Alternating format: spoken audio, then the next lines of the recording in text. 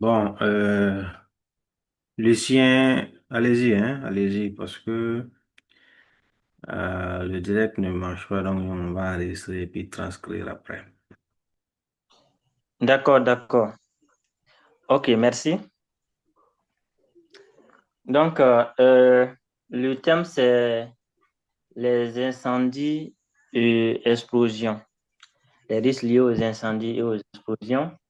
Nous sommes Et, dans quelle entreprise? Quel est votre auditoire? euh, euh, nous sommes euh, dans une entreprise où il y a donc des gens qui manipulent des produits chimiques, et puis il y a un stockage également de gaz inflammables tels que le butane. Euh, donc, c'est de façon générale l'ensemble des travailleurs dans une société. OK. Matin ou soir? Matin, nous sommes au matin. D'accord, d'accord. Allez-y, allez-y. OK. Bonjour, bonjour à tout le monde. J'espère que vous allez très bien. Moi également, je me porte très bien.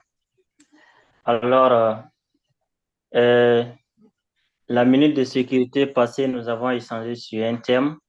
Est-ce que quelqu'un peut me dire un mot sur ce que nous avions échangé la fois dernière? Oui, ok. Oui, Dao. D'accord, merci. Également, c'est sur ce thème, les travaux à hauteur. Merci. Ok, aujourd'hui, nous allons échanger sur un thème qui est vraiment crucial. Et en attendant, Dao, je t'avais vu avant-hier, tu observais des gens qui passaient. C'était quoi? Ah, des pompiers, des sapeurs-pompiers. Oh, d'accord, d'accord. En fait, qu'est-ce qui se passait? Il y avait du feu. Ah, du feu. Du feu, c'est vraiment très dangereux.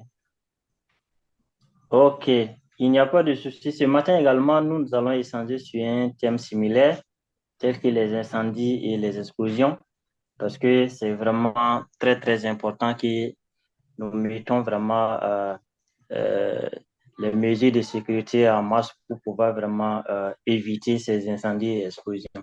D'abord, avant de commencer, qu'est-ce qu'un incendie, qu'est-ce qu'une explosion? Est-ce que quelqu'un peut me donner une définition? Ok, oui, merci. Oui, c'est exactement ça. Les incendies, en fait, ce sont des feux qui sont non contrôlés et qui peuvent également causer des dommages humains ou matériels ou bien sûr l'environnement. C'est ça les incendies. Et les explosions sont également similaires parce que au niveau des explosions, il y a une réaction qui est soudaine et violente et qui s'accompagne souvent d'une grande chaleur et des flammes. Et c'est ça les explosions. Vous voyez, les incendies et les explosions, c'est vraiment très, très dangereux dans un milieu de travail. Alors, ensemble, nous allons essayer de voir qu'est-ce qui est à l'origine de ça. Alors, quand on parle des incendies, des explosions, ça peut être causé par plusieurs facteurs. Ça peut être dû également à des matériels défectueux au niveau donc de l'électricité, lorsqu'il y a des câbles qui sont en tout cas de façon mélangée, qu'il y a certains qui sont un peu donc défectueux ou bien des câbles nus, ça peut provoquer également des incendies. On peut avoir des produits qui sont inflammables, qui sont mal stockés dans un endroit également où il y a un manque d'air et qui peuvent également être une cause ou bien une source donc d'incendie ou bien d'explosion. Voilà. Il y a également les gaz et les produits chimiques qui peuvent être mal mélangés et les réactions peuvent produire également donc des incendies ou également des explosions. Donc vous voyez, tout ce que j'ai cité, c'est une partie donc des causes des incendies et des explosions. Ils sont vraiment très très dangereux. Et vous, vous êtes sans ignorance que ces incendies ou explosions, lorsque cela venait de se produire, auront une grande répercussion négative sur nous-mêmes, notre santé, sur notre entreprise et même sur l'environnement. Parce qu'il peut y avoir des blessures qui sont très graves. Ça peut être ces incendies ou explosions peuvent également causer donc des décès, des pertes humaines et une destruction également de tout ce que nous avons comme matériel. Alors, dans notre cas précis ici, dans notre site, sur notre site ici, si ces explosions ou incendies venaient donc de se produire, alors nous irons également nous reposer à la maison parce qu'il n'y aura plus de travail. Parce que, imaginons que tout le matériel est brûlé, imaginez que l'entreprise est allée en fumée totalement, donc tout le monde ira au chômage. Donc c'est pourquoi il est vraiment très, très important que nous prenions vraiment des mesures de sécurité. Nous devons également, pour ceux qui sont au niveau donc ceux qui sont des électriciens, vous devez à chaque fois donc essayer de vérifier tout ce qui est installation, voir régulièrement si il n'y a pas de problème. Ceux qui sont au niveau donc des produits chimiques, vous devez également donc faire très très attention en prenant toutes les mesures donc de sécurité et éviter tout ce qui peut être donc cause donc d'incendie ou d'explosion. Pour terminer, nous avons essayé donc de voir les causes et tout ce qui est comme conséquence, mais il n'est pas exclu que ces incendies arrivent dans un lieu donc de travail. Ça peut arriver, mais si cela venait donc de se produire, il faut immédiatement donc faire recours également donc à tout ce qui est matériel dès le début donc d'incendie, tout ce qui est matériel qu'on peut utiliser tel que les inspecteurs. Et ce qui est encore plus important, c'est d'alarmer, voilà, et de prendre les mesures donc de sécurité pour éviter donc qu'il y ait des blessures graves ou qu'il y ait donc des pertes humaines. Voilà. Je ne sais pas si quelqu'un a une question. OK. Vraiment, merci beaucoup et vraiment, très bonne journée à vous. Prenez soin de vous, la sécurité, la santé d'abord. Bonne journée à vous. Merci. Ok, donc très belle présentation, Lucien. Merci. Voilà, donc on a senti bon la simulation, donc l'interaction avec les travailleurs, donc ça c'est vraiment une très bonne chose. C'est ce qu'on recherche.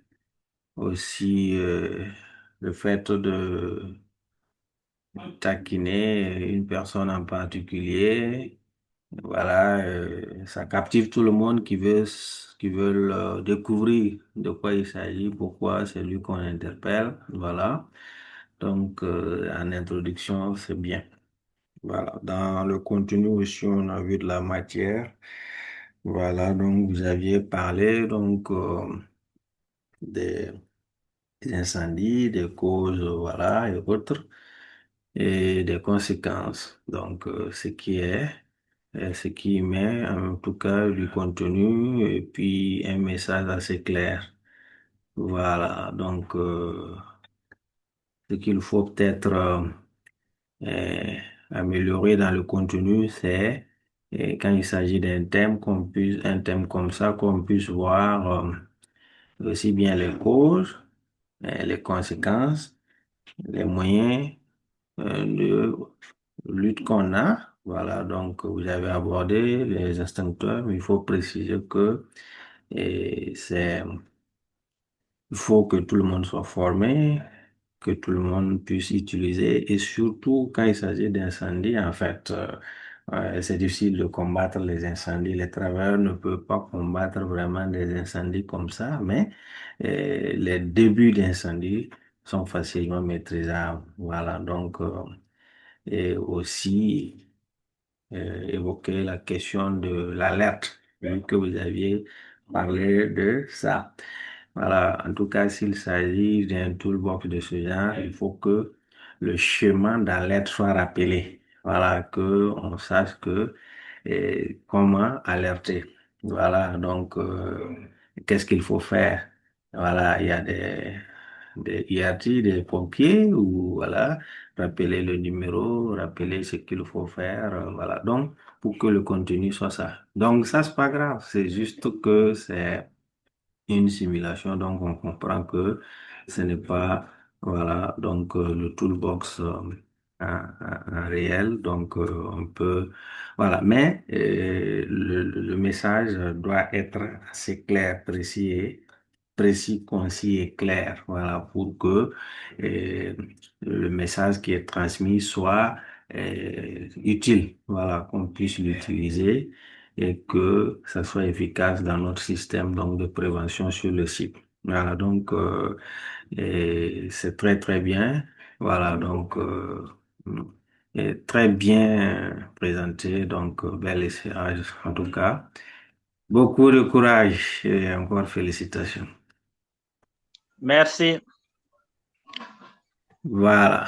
On a Tchekpo, Laurent, qui a levé la main, c'est pour dire quoi?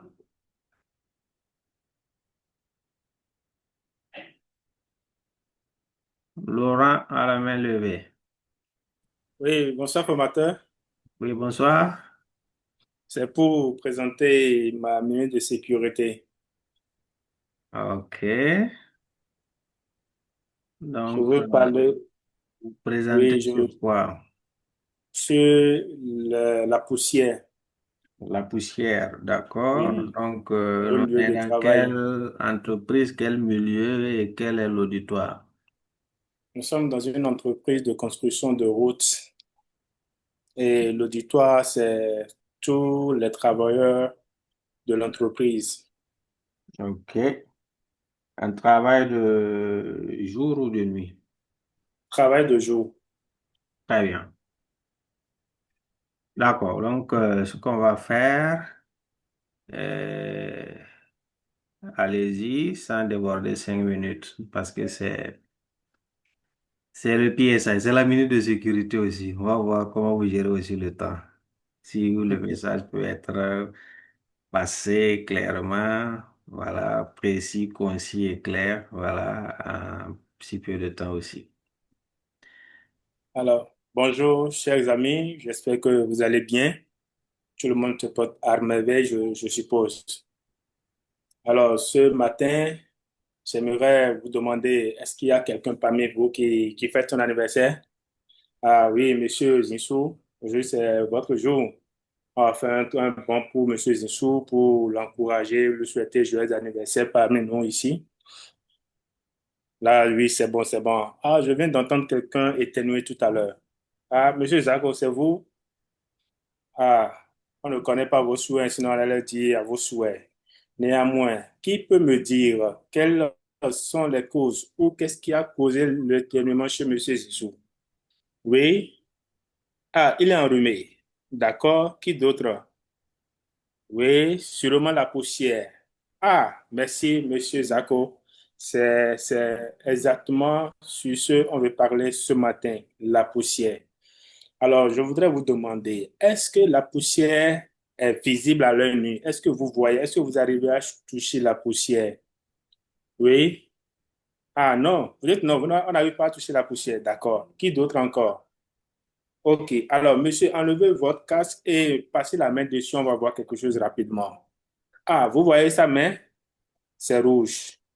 Voilà, c'est ce que ça cause, ça. C'est l'assemblage de la poussière qui se dépose au niveau de son chapeau, de son casque de sécurité. Alors, ce matin, je vais vous parler de la poussière, et surtout des conséquences de la poussière et comment éviter ces conséquences-là. Alors, la poussière est définie d'abord comme un ensemble de particules fines, souvent invisibles à l'œil nu. On ne voit pas la poussière. On ne voit pas, même si c'est bon. Quand on conduit, il y a tellement de la poussière, ça se soulève, c'est là, on voit que oui, ça, c'est la poussière. Mais ce n'est pas que ça. Il y a d'autres qu'on ne voit pas.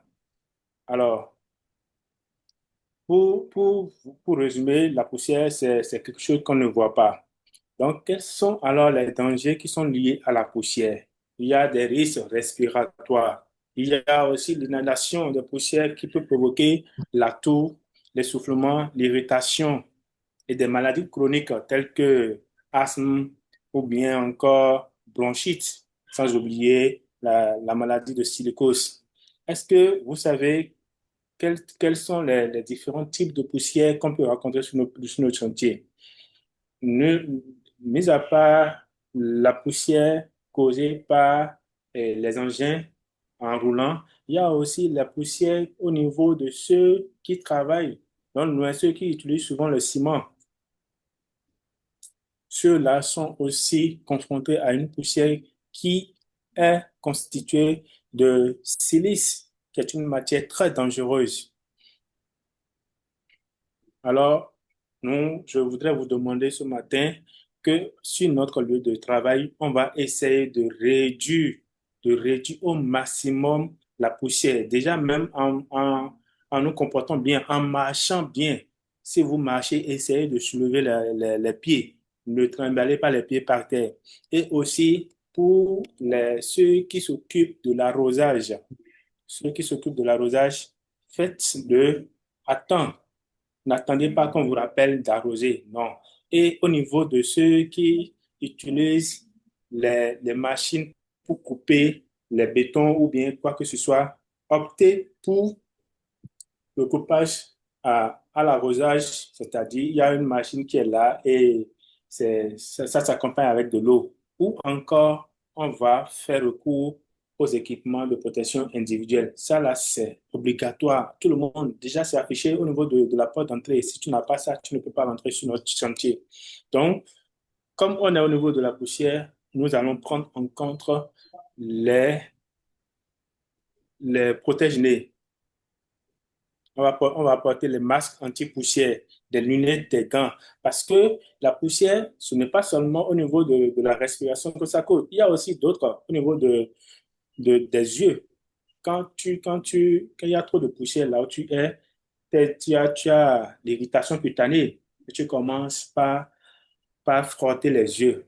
Et là, ce n'est pas vraiment bien. Quand tu ne vois pas, tu ne peux pas venir sur le chantier et travailler. Donc, je voudrais vous demander ce matin de prendre soin de chacun de nous. Chacun va prendre soin de son camarade en respectant ses, ces recommandations-là. Moins de poussière. Si vous avez quelque chose à faire, il y a de la poussière, prenez de l'eau et arrosez avant de continuer le travail.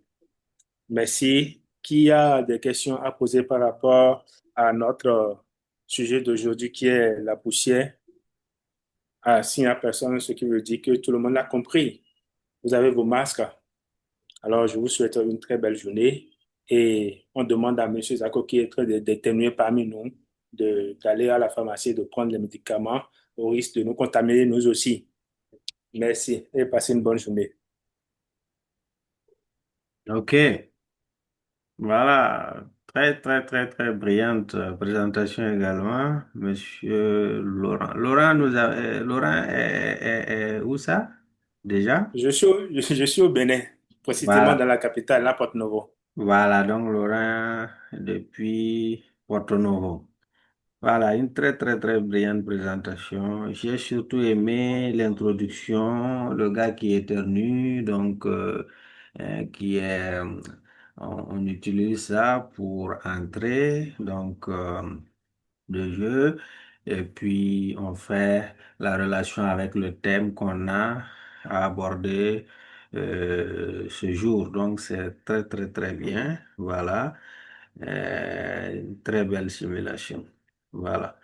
Et on a senti que vous êtes intéressé à l'auditoire, donc à leur participation. Voilà, donc en demandant si les gens ont des questions. Voilà, donc s'il n'y a pas de questions, sûrement qu'ils ont, ouais, très belle conclusion également. Voilà, donc le contenu aussi est bien, voilà, parce que on a essayé de dire c'est quoi la poussière, et puis voilà, sur le chantier, quelles sont les différentes activités, les activités, et puis les endroits là où on peut donc rencontrer la poussière, voilà, et évidemment les moyens de lutte contre ces poussières-là, les moyens généraux qui sont des mesures collectives comme l'arrosage, donc ça protège tout le monde. Voilà, donc qu'on utilise l'eau là où il y a certaines poussières qui se dégagent dues à l'activité, donc tout ça c'est très bien. Et puis voilà, les équipements de protection personnelle, donc ça également c'est très bien. Voilà, maintenant dans le contenu, ce qu'il faut peut-être noter, quand on affirme que on ne voit pas la poussière. Vous voyez pas la poussière? Parce que il y a des poussières que vous voyez quand même. Quand il veut pleuvoir, il y a la poussière qui se lève et tout le monde le voit. Quand un camion passe, il y a trop de poussière, tout le monde voit la poussière. Donc, comme c'est un toolbox et vous le safety, alors il faut que vos informations aussi soient justes et claires. Voilà. Par contre, le message, moi, je vous comprends. Voilà. Donc, parce que effectivement, il y a parfois, on a l'impression qu'il n'y a pas de poussière. Mais quand on regarde ce qui se dépose, on se rend compte qu'il y a de la poussière. Donc, c'est pas à tout moment qu'on voit ce qui se dégage. Voilà. Et que cela montre l'importance donc d'utiliser, par exemple, les masques, même quand on ne voit pas. Voilà, parce que quand on voit, c'est que c'est assez puissant, assez fort. Voilà, mais même en dehors de ça, tant qu'on est sur le chantier, dans certaines activités, il y a toujours de la poussière et ça se dépose. Par exemple, vous aviez utilisé, voilà, une personne qui a frotté un peu son casque. On a vu le dépôt de poussière, ce qui est une très bonne manière de présenter en démontrant, voilà, par des pratiques. Voilà, donc à ce niveau, c'est très bien. Voilà, donc c'est aussi pour dire que on doit s'assurer que on donne des informations assez claires aussi et précises, voilà, qui sont justes lors du toolbox. Voilà, donc ça, c'est vraiment très bien. Mais dans l'ensemble, c'est une très, très, très belle présentation. En tout cas, bonne introduction, un bon développement et également une très belle conclusion.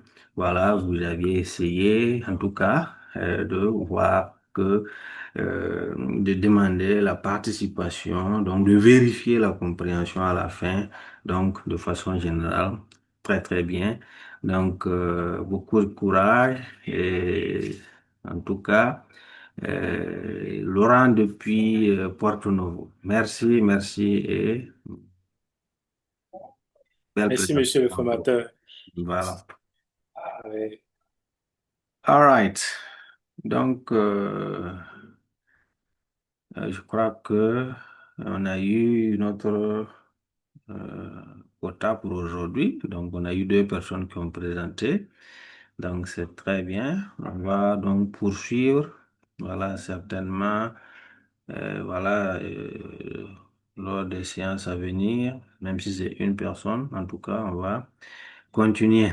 Voilà, et si on a d'autres, parce que au fur et à mesure qu'on avance, il y a d'autres exercices aussi qui peuvent s'ajouter. Donc, à un moment donné, même si on ne revient plus sur la minute de sécurité, on va donner d'autres exercices sur d'autres thématiques.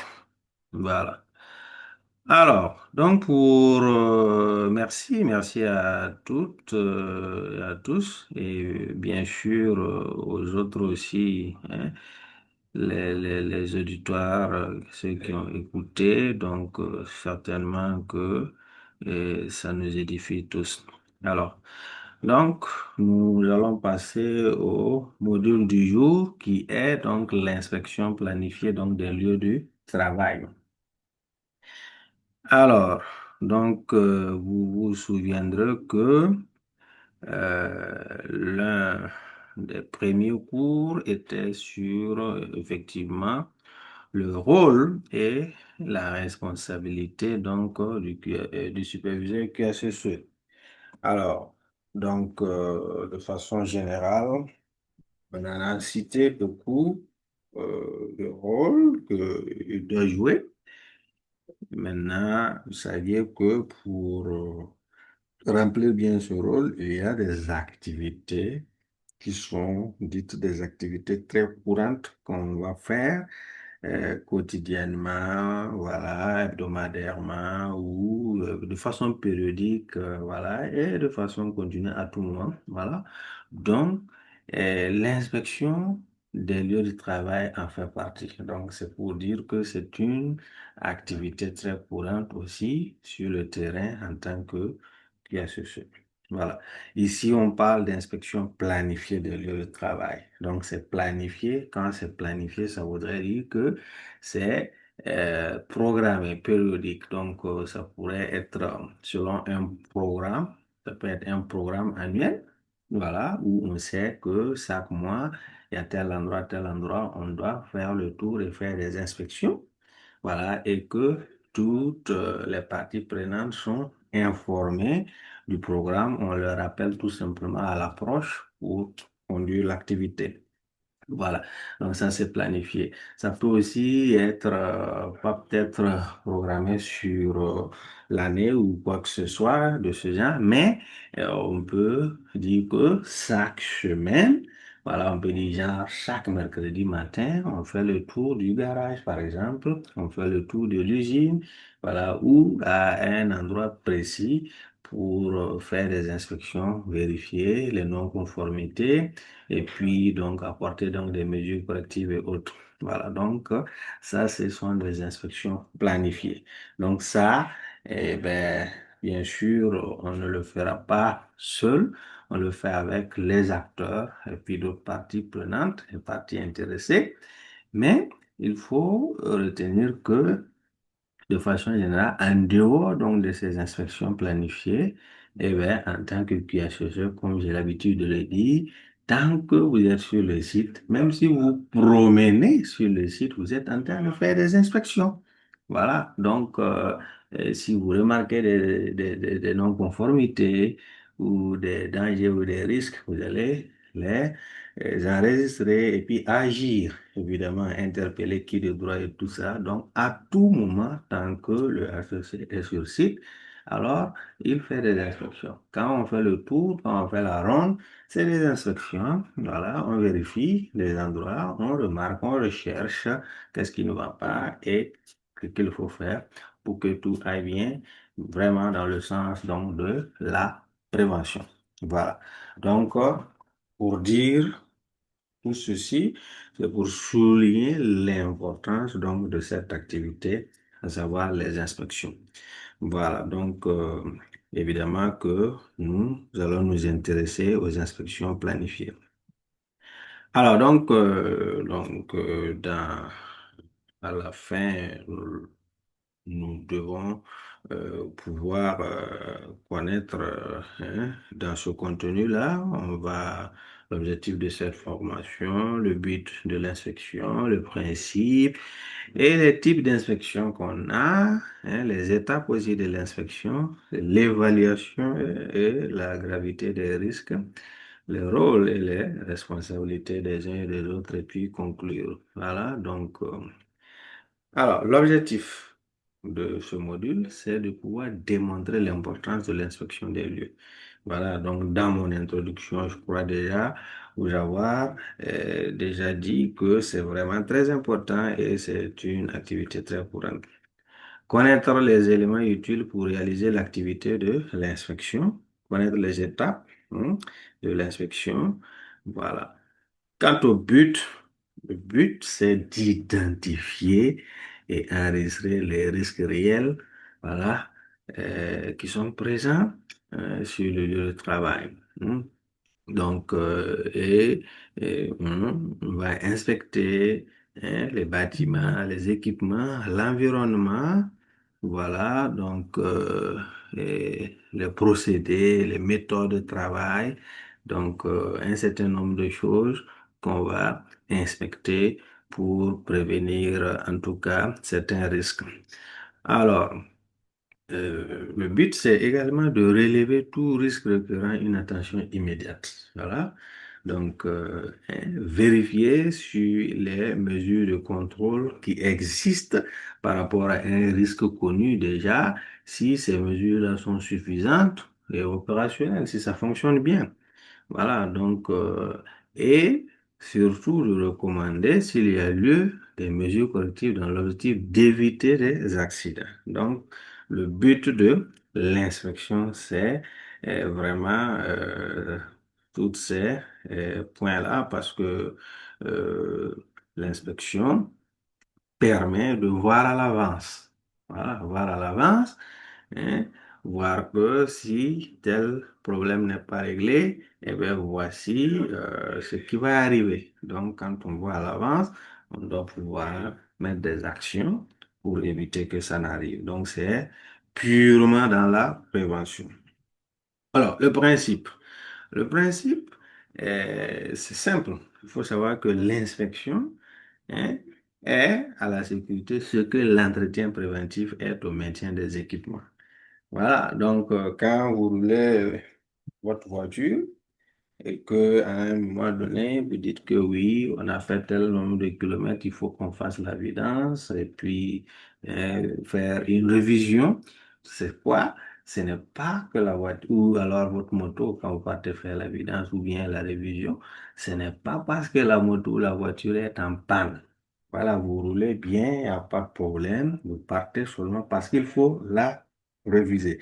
Et ça, c'est une maintenance qu'on appelle une maintenance préventive. Voilà.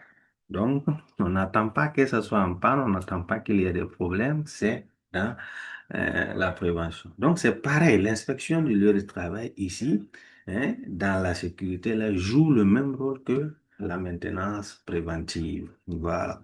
Donc, c'est vraiment pour dire que c'est très important, hein, et dans la prévention. Alors, l'approche systématique ici permet donc une inspection minutieuse et périodique de tous les secteurs de l'entreprise en tenant compte donc de la dynamique d'un lieu, voilà, qui est en constante évolution. Parce que le lieu de travail, si c'est une construction, vous voyez que ça évolue.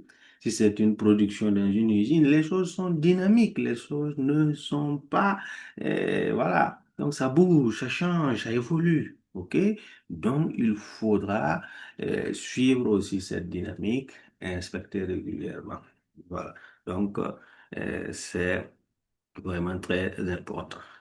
Alors, donc, ce tableau-là nous présente seulement ce que c'est que l'approche analytique, voilà, donc l'approche préventive, hmm, qui est, si on analyse, on va voir que la prévention, ici, quand on fait l'analyse des tâches et des risques, hmm, là, dans les activités qu'on mène au sein de l'entreprise, ben, c'est dans le but de prévenir. C'est une approche préventive, n'est-ce pas? Et ça se fait avant qu'il y ait un événement. Voilà. Alors, quand c'est post-événement, ben, vous voyez que là, c'est après un accident.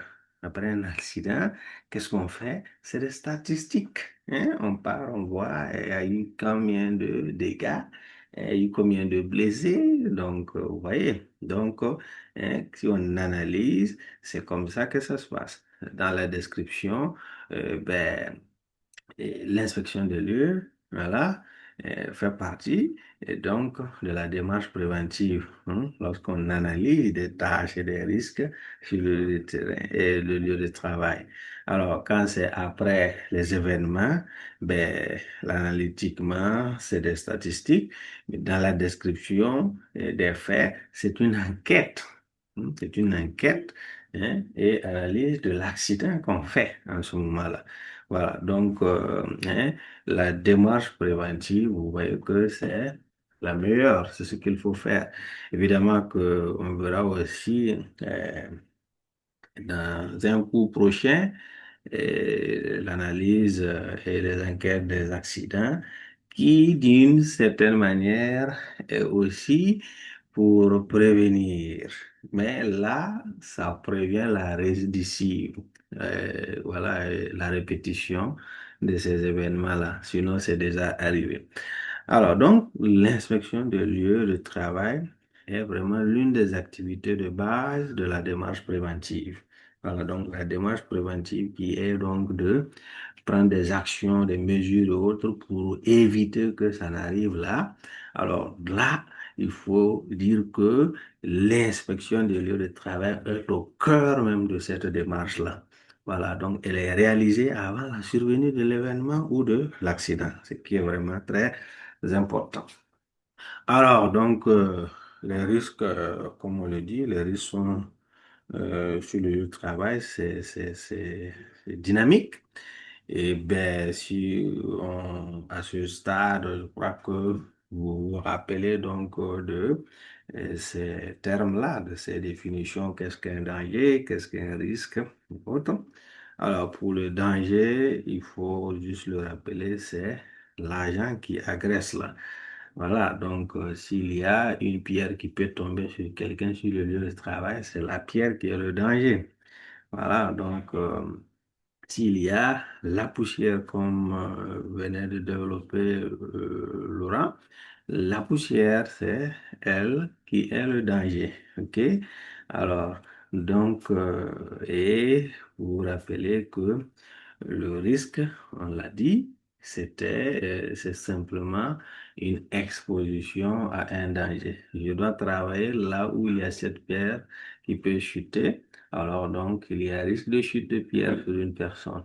Je dois travailler dans un environnement poussiéreux, alors il y a risque de maladies pulmonaires et autres. Voilà. Donc, ça, vous le saviez, et si vous ne le saviez pas, c'est grave. Ce qu'il faut réviser, c'est vraiment les bases, donc aussi de la santé sécurité. Alors, il y a des choses, des facteurs qui favorisent les événements tels que le comportement. Voilà, donc, qui peuvent être définis comme le résultat de nos décisions, voilà, et des actions que les travailleurs prennent. Voilà, donc, hein, euh, ce qui cause vraiment, et qui favorise donc les accidents. Et donc, l'occurrence donc, du risque craint sur le lieu de travail. Alors, le risque dynamique, c'est le risque qui est caractérisé par la difficulté donc de les observer, hein, de les circonscrire, car c'est vraiment une combinaison des comportements des personnes et des sources d'énergie présentes dans l'organisation. Donc, parce que tout simplement, eh ben, le comportement, hein, les facteurs humains et autres, donc, qui sont des facteurs qui vont favoriser l'avènement du risque, ne sont pas forcément maîtrisables hein, comme ça. Donc, on ne peut pas prévoir que le travailleur allait prendre cette mauvaise décision, donc de se présenter à tel endroit alors qu'il ne devrait pas.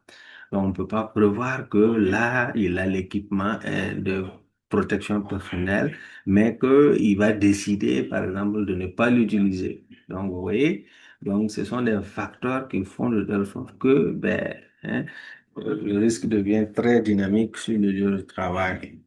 Alors, donc, ici, vous avez compris ce qu'on essaie de représenter, voilà, danger, hein, voilà, si on reprend la première formule qu'on avait, danger, hein, égale à, risque égal à danger multiplié par exposition, vous voyez que là, c'est statique, voilà, c'est statique.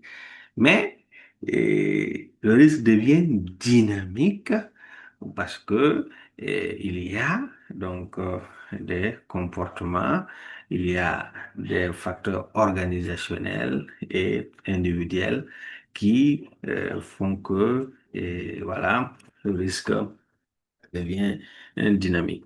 Alors, donc, de toutes les façons, c'est un point qu'on va continuer de revenir là-dessus, sur d'autres aspects et autres, parce que c'est vraiment la base donc de euh, la santé et sécurité. Donc, connaître ces choses-là, ces événements, comment ça arrive, voilà.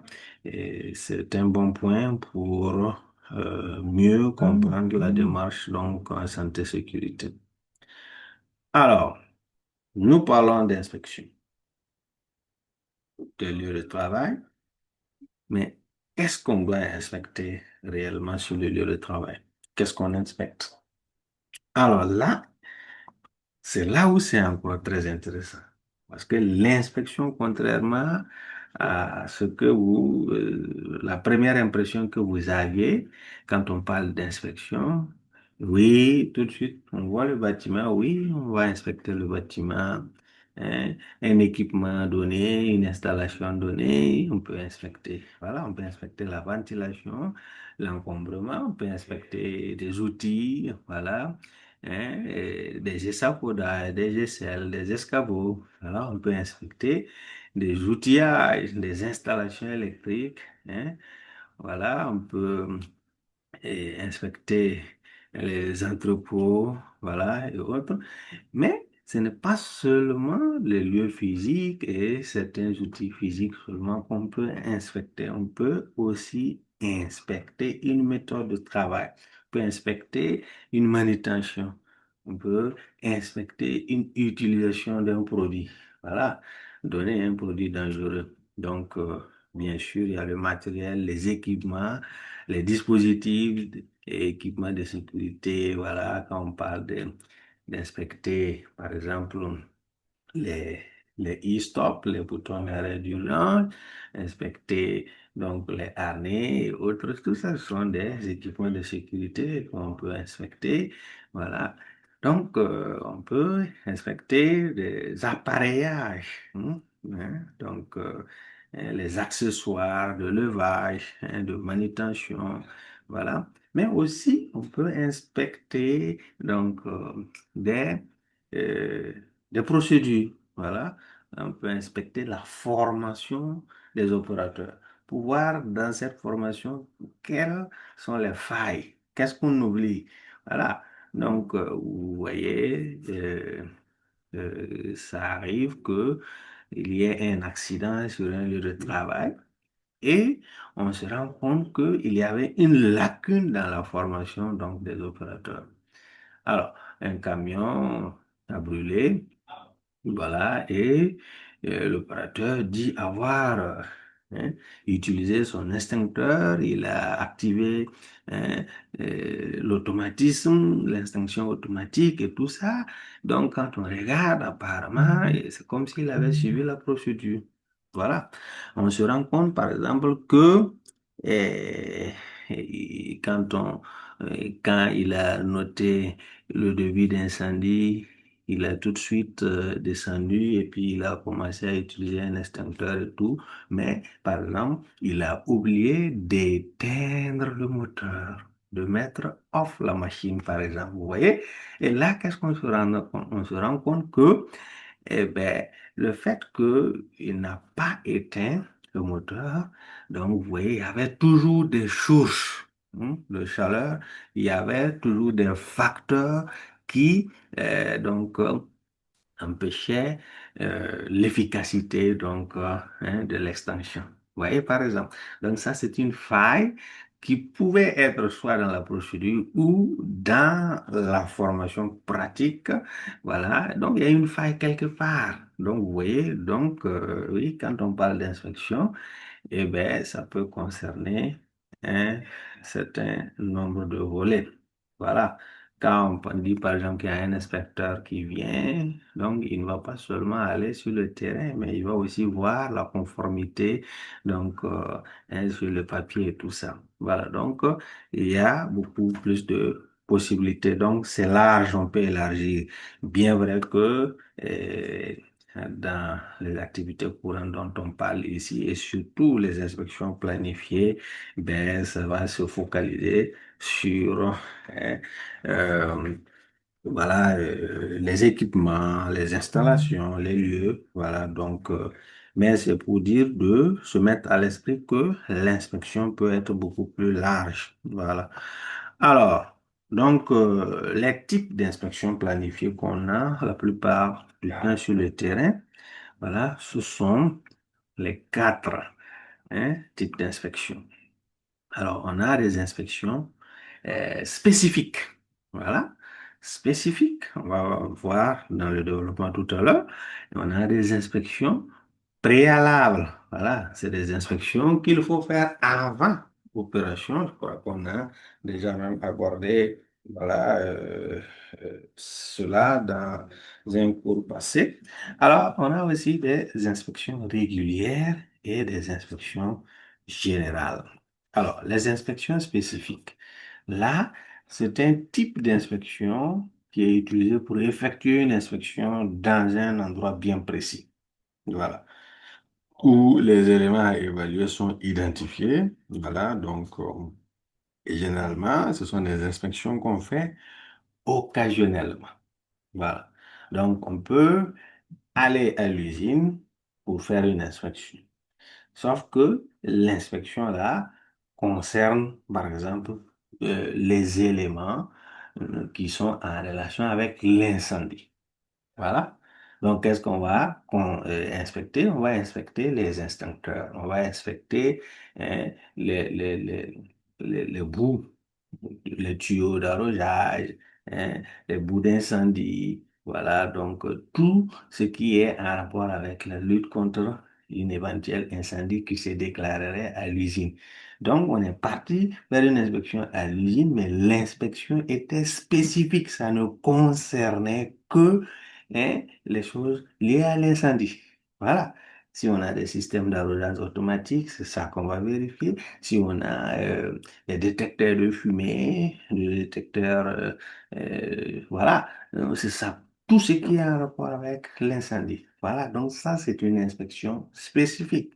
Voilà. On peut aller dans le bâtiment et là, tout ce qui nous intéresse aujourd'hui, c'est l'éclairage. Voilà. Donc, tout ce qui est défaillant, des lampes qui ne donnent pas dans des couloirs, dans des bureaux mal éclairés, une seule lampe, et puis voilà. Donc, vous voyez, donc, c'est purement spécifique, c'est la question d'éclairage qui nous intéresse. Voilà. Donc, peut-être que le bâtiment est fissuré ou bien il y a d'autres choses, d'autres problèmes ou d'autres non-conformités. Ben, en tout cas, en ce qui concerne ce jour-là, on n'est pas venu pour ça. Voilà. Donc, on est venu spécifiquement pour simplement voir l'éclairage, hein. Ou bien dans l'opérationnel, donc certaines pièces critiques on va faire des inspections chaque fois, chaque semaine, ou voilà, donc des inspections spécifiques, parce que là, ça concerne des pièces critiques ou des choses comme ça. Alors, donc, ça, ce sont des inspections spécifiques. Voilà. L'avantage avec ces inspections, c'est que c'est précis également. Quand on part, on regarde vraiment précis. On est venu pour regarder l'éclairage. Donc, ce n'est pas évident qu'on puisse manquer quelque chose. Donc, si on était venu inspecter, par exemple, le bâtiment, donc, on aurait pu voir que on a vu tel problème, on a vu que là, ça glisse, on a vu que là, c'est délabré, là, c'est enlevé, là, c'est quoi. Eh bien, on peut voir beaucoup de choses, beaucoup de non-conformités, mais on peut aussi, voilà, rater quelque chose, manquer de voir quelque chose de façon spécifique. Voilà. Mais quand on vient uniquement pour donc une inspection spécifique, voilà, on arrive généralement à voir tout ce qui concerne cet élément spécifique dont on est venu voir. Donc, l'inspection le plus bien menée, le plus sûr, voilà, ce sont aussi le plus précis possible, ce sont les inspections spécifiques. Voilà. Alors, donc, on a aussi les inspections préalables des équipements et des procédés spéciaux. Et là, ce sont des examens, des tests à faire avant de commencer à travailler. Voilà. Donc, quand on parle d'un permis de travail à chaud, ben, ça veut dire qu'on va aller sur le lieu, là, on va inspecter. Qu'est-ce qui peut causer un incendie par rapport au travail qu'on veut faire ici? Voilà. Qu'est-ce qui peut déclarer un incendie? Donc, est-ce qu'il n'y a pas de produit inflammable? Donc, c'est une inspection des lieux qu'on va faire. C'est une inspection préalable. Il faut le faire avant de faire le travail. Voilà. Donc, pour entrer dans un espace clos, il faut faire une inspection. Voilà, pouvoir identifier les risques, et puis voilà, voir quels sont déjà même l'atmosphère et tout. Voilà. Donc, il y a un travail préalable. Si ce n'est pas fait, on ne peut pas commencer le travail. Donc, ça, c'est une inspection préalables. Voilà. Donc, on a reçu, par exemple, de nouvelles machines, de nouvelles, euh, en tout cas, des équipements nouvelles qu'on doit, hein, on va les inspecter avant de démarrer. Voilà. Donc, on ne va pas aller le mettre en marche comme ça. Voilà. Donc, ça, c'est ce qu'on appelle des inspections préalables. OK? Et du coup, les inspections avant opération et autres entrent dans le même ordre d'idée qu'on a déjà vu avant d'utiliser un outil, avant d'utiliser un équipement, avant d'utiliser ou de conduire un équipement, un véhicule ou autre. Voilà, donc des inspections préalables. Voilà, donc ça fait partie des types d'inspections planifiées qu'on peut avoir sur le lieu de travail. Alors, on a aussi ce qu'on appelle les inspections régulières. Alors là, ce sont des inspections qui sont faites sur une base régulière, voilà, dans une aire de travail déterminée. Voilà, donc elles portent sur toutes les conditions de travail, donc les risques, les conditions, les procédés, les méthodes de travail, tout. Voilà, sur un lieu, ça peut porter sur tout, voilà, mais de façon régulière, on le fait. Voilà, à tout moment, de façon programmée, planifiée et tout ça. Donc, ce sont des inspections régulières qui sont faites. Alors, on a ce qu'on appelle aussi des inspections générales. Voilà, l'inspection générale, ici, c'est par exemple une inspection qui sera conduite sur l'ensemble d'un bâtiment, l'ensemble de l'usine, hein. Et là, on y va, pas avec, c'est pas spécifique comme de l'autre côté, mais on regarde partout et on cherche qu'est-ce qui ne va pas. Donc, tout ce qui est non-conformité qu'on voit, on détecte, on va noter. Voilà. Donc c'est l'inspection le plus large. Voilà. Et en même temps, c'est l'inspection le moins précis du monde. Voilà. Parce que on est parti à la chasse générale des risques. Donc, on peut, voilà, manquer de voir certains, mais on peut également, quand on dit que c'est le moins précis, ce n'est pas pour dire que c'est moins important. Voilà. Donc, c'est très important, cette inspection également. Voilà.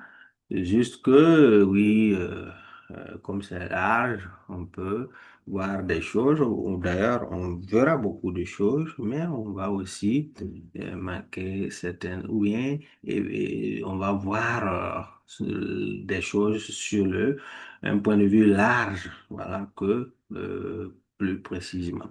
Voilà, donc c'est les quatre types d'inspection euh, planifiées qu'on a généralement sur le lieu de travail comme ça. Alors, maintenant, quelles sont les étapes véritablement pour conduire une bonne inspection?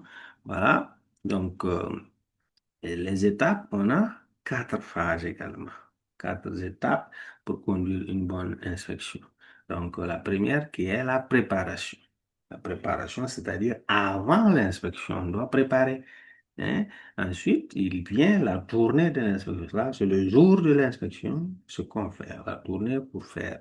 Ensuite, après avoir tourné, ben, il faut faire le rapport. Donc, et après le rapport, il faut suivre, faire le suivi. Donc, ce sont les quatre étapes donc, de l'inspection.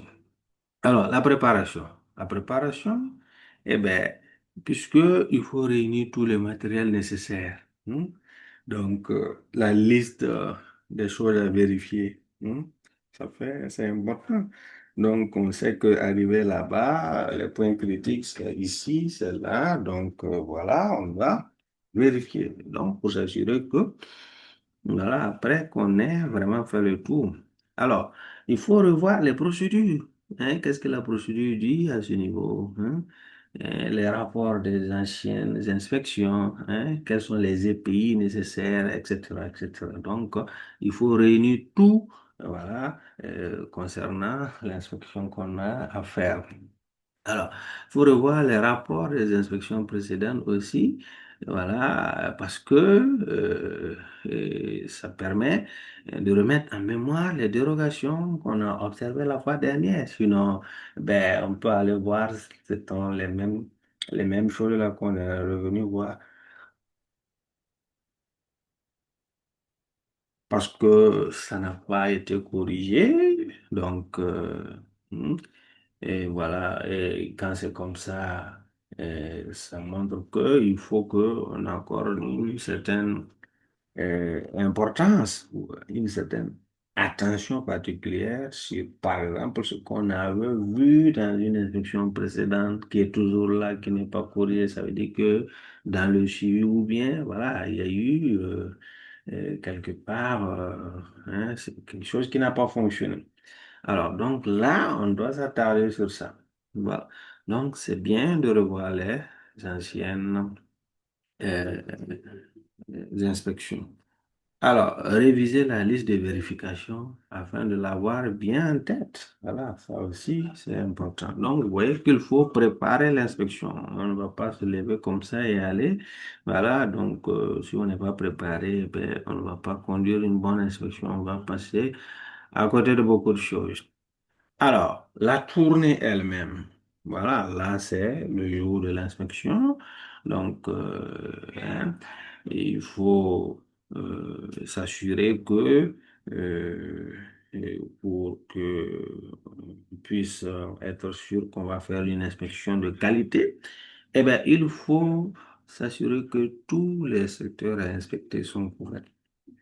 Voilà, donc euh, il faut qu'on ait l'itinéraire. On va passer par là, donc on finit là, on passe par là. Donc on ne peut pas aller au garage et puis faire le tour et puis oublier que de l'autre côté, à gauche ou derrière le bâtiment, il y avait un truc important là-bas à vérifier. Donc il faut s'assurer qu'on va couvrir toutes les, les les zones. Alors, il faut s'attarder aussi sur les choses qui ne sont pas directement sur notre champ de vision. Par exemple, l'itinéraire est là, donc on passe par là.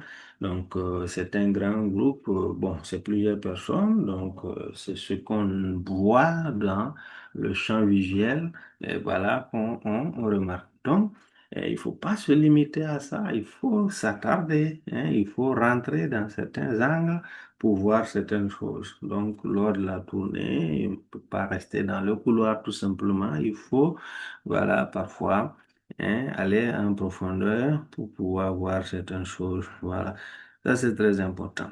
Alors, prendre des mesures nécessaires pour faire corriger immédiatement les situations les plus dangereuses.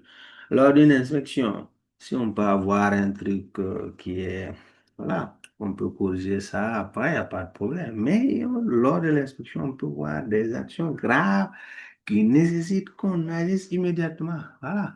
Ou des choses qu'on va facilement déplacer ou facilement corriger. Voilà, on ne va pas attendre parce qu'on est là pour inspecter, on va noter pour après corriger. Non. Les choses qui sont critiques, il faut corriger ou faire corriger immédiatement. Alors, ce qui est important, on sait qu'après, il y a un rapport à faire. Donc, il faut décrire clairement chaque dérogation, hein, c'est-à-dire la dérogation ou la non-conformité qu'on a observée, c'est où? Hmm? C'est où? Donc, le lieu doit être précis, hein. La description, cette non-conformité consistait à quoi également, et clairement. Sinon, après la tournée, lors du rapport, on n'a que des idées vagues, on ne sait plus précisément il s'agissait de quoi. Et bien là, quand c'est comme ça, ben, à la prochaine inspection, on verra les mêmes choses parce que la mesure qui doit corriger ça ne sera pas efficace. Alors, donc c'est très important. Alors, lors de l'inspection, il ne faut pas aussi aller un policier ou voilà qui est là pour sanctionner seulement. Donc, on peut aussi féliciter voilà, et encourager, voilà, si par exemple il y a des bonnes pratiques, il y a des choses qui sont satisfaisantes, qui sont observées, oui, on va dire par exemple à ce niveau, ouais, c'est parfait, il n'y a pas de défaut, c'est bon, il faut qu'on continue dans ce sens. Voilà. Donc, hein, il ne s'agit pas d'aller, c'est pas la sens aux sorcières. Voilà ce que ça veut dire. Alors, maintenant, après, évidemment, il y a la rédaction du rapport, donc qui est une étape aussi très importante. Ce qu'il faut noter ici, eh ben, c'est que le rapport est très utile. Hein. Il sert à plusieurs choses. Il sert à indiquer que l'inspection a été faite. Voilà. Parce qu'on va faire une liste de présence, on va noter la date. Voilà. Donc, si c'est un programme annuel, on sait que ce qui était programmé pour ce mois-là a été fait. Ça a été fait. Donc, ça sert à indiquer que l'inspection a été faite.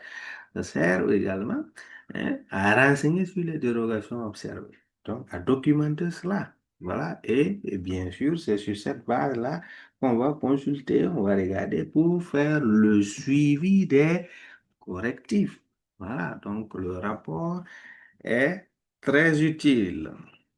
Alors, dans le rapport, il faut prendre soin de noter un certain nombre de points.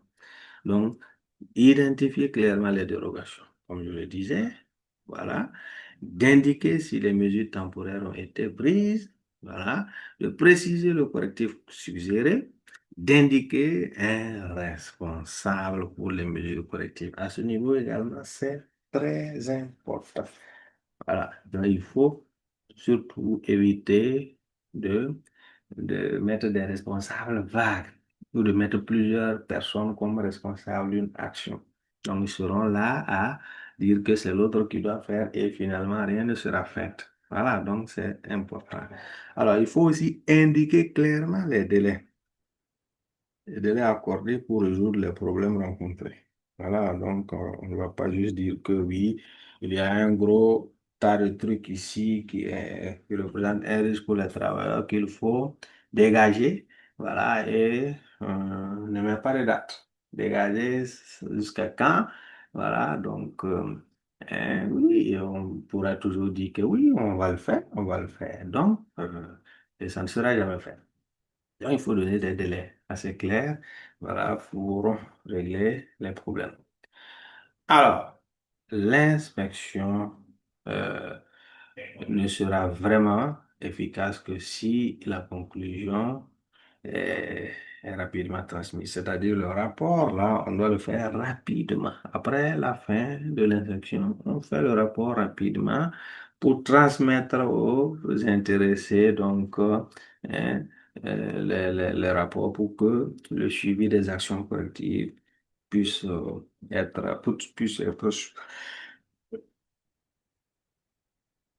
puisse être bien suivi.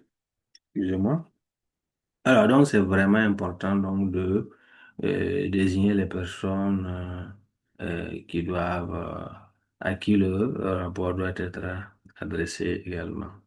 Voilà, donc, autre chose qui est important, c'est que le rapport, hein, doit être fait par des personnes qui ont assisté à l'inspection. Ne peut pas aller faire une inspection, noter des choses et puis donner à quelqu'un d'autre de faire le rapport. Voilà, vous voyez, il y aura des points dont cette personne ne va pas maîtriser et puis donc le rapport ne peut ne pas être juste. Alors donc, c'est les personnes, au moins l'une des personnes qui a participé qui doit le faire. Alors, ensuite, il y a le suivi. Le suivi, on a fait une inspection, on a fait un rapport. Ben, s'il n'y a pas de suivi, qu'est-ce qui va être fait? Non, il faut qu'il y ait un suivi. Donc, pour les personnes qui ont fait l'inspection, faire le suivi signifie plusieurs choses. Hein. Voilà, donc d'abord, il s'agit de s'assurer que les dérogations observées sur lesquelles elles peuvent agir sont corrigées selon l'échéance qu'on a prescrite. Voilà, les délais qu'on a donnés, que ça respecte les délais. Voilà. Donc, de s'assurer que le superviseur fasse corriger les situations sur lesquelles il peut agir et de vérifier, évidemment, ce qui est également très important, c'est vérifier après la correction. Là, très souvent, c'est des choses qu'on néglige. Hmm. Donc, ça fait partie du suivi. Le suivi, c'est ça. Donc, on a dit de corriger. Voilà. Et ils disent qu'ils ont corrigé. Qu'est-ce qu'on fait? On doit aller non seulement pour observer que ça a été fait. Voilà. Selon les délais et tout. Mais et surtout, vérifier que ce qui a été apporté comme mesure corrective là est efficace, que ça résout le problème. Voilà. Sinon, si ça ne résout pas le problème ou si ça crée d'autres problèmes, vous voyez ce que ça fait. Donc, tout ça fait partie du suivi. Donc, le suivi, c'est vraiment une phase très importante. Alors, on a les analyses des rapports. Alors, les informations qu'on peut recueillir à la suite, par exemple, de plusieurs rapports d'inspection, ben, ça peut être analysé et puis ça peut permettre de déterminer des domaines et des secteurs là où on doit maximiser certaines actions dans la démarche préventive des accidents et des incidents sur notre lieu de travail. Voilà. À la suite, par exemple, de plusieurs inspections réalisées, on se rend compte que oui, il y a toujours des problèmes d'éclairage qui reviennent. Hein. Voilà, il y a toujours des problèmes de défaillance de telle ou telle chose qui reviennent à chaque fois. Ça, on part pour l'inspection, ce sont ces choses-là qu'on remarque. Voilà, voilà. Donc, ça permet de voir, voilà, et sur quel point, quel domaine il faut maximiser. Voilà, ça permet également de voir quels sont dans l'entreprise les secteurs les plus problématiques et autres et pouvoir agir. Voilà, donc c'est très important. Ça peut en tout cas permettre de générer des tendances. Voilà, l'analyse donc des informations collectées sur plusieurs inspections. Alors, et évidemment, en fonction de ça, on peut aussi établir des priorités. Donc, voici ce qu'on a.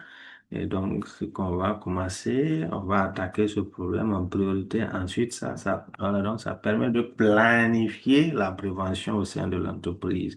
Donc, c'est très important de faire ces analyses-là.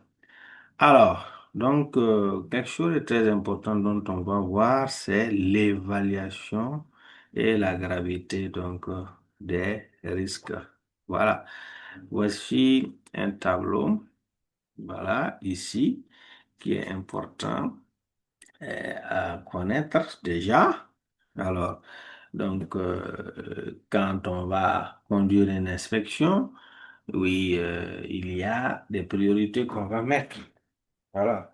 Donc, en fonction du problème ou de la non-conformité observée. Alors, donc, comme vous pouvez le voir à gauche ici, on a A, B et C. A, carrément en rouge, c'est la priorité 1. Voilà. Et donc, B, priorité 2, C, priorité 3. Alors, donc, ce sont des choses qu'on va mettre dans le rapport d'instruction pour indiquer quelles sont les actions prioritaires et comment on obtient qu'une action est prioritaire par rapport à une autre. On va évaluer les risques liés à la non-conformité observée. Alors, donc, et pour le faire, c'est à travers ce tableau, on regarde la gravité et la fréquence du risque en question pour lui donner un quota. Voilà, un point. Alors, donc, et qu'est-ce on va juste prendre un exemple. Hein, s'il y a euh, un trou au milieu du garage, par exemple. Alors, quelle est la fréquence que les gens passent par là ou sont exposés donc à ce danger-là au sein du garage? Voilà.